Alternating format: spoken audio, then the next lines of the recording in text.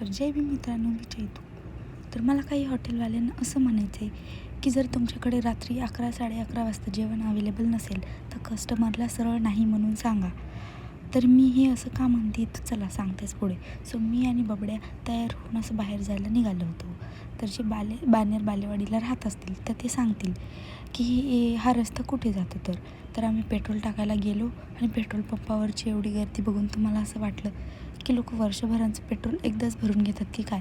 तर मग कसं तरी गर्दीतून रस्ता काढत पेट्रोल टाकून घेतलं आणि हा असा एकदम सुंदर व्ह्यू एन्जॉय करत करत आम्ही निघालो. तर आम्हाला लागली होती भूक.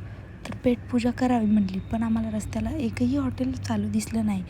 सो मग आम्ही कसं तरी एक हॉटेल शोधून काढलं जे ओपन होतं आणि मग त्यांच्याकडून जेवण घेतलं आणि जेवण घेऊन सरळ घरी आलो.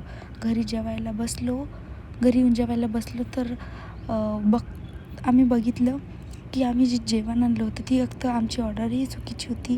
कारण आम्ही जे मागवलं होतं ते तर त्यांनी दिलंच नव्हतं, दुसरंच दिलं होतं. आणि प्लस ते 3 आयटम जे आम्ही मागवले होते ते तिन्ही आयटम खराब होते. म्हणजे त्याचा एकदम असा घाणेरडा वास येत होता आणि एकदम शिळे होते. तर एखाद्याला बुरशी फुटली की कसा वास येतो सेम तसाच येत होता.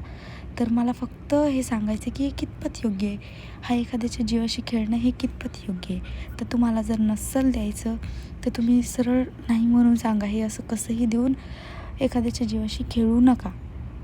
तर असो. तर हा होता माझा आजचा मिनी ब्लॉग. आवडल्यास नक्की लाईक करा. बाय, भेटूया पुढच्या ब्लॉग.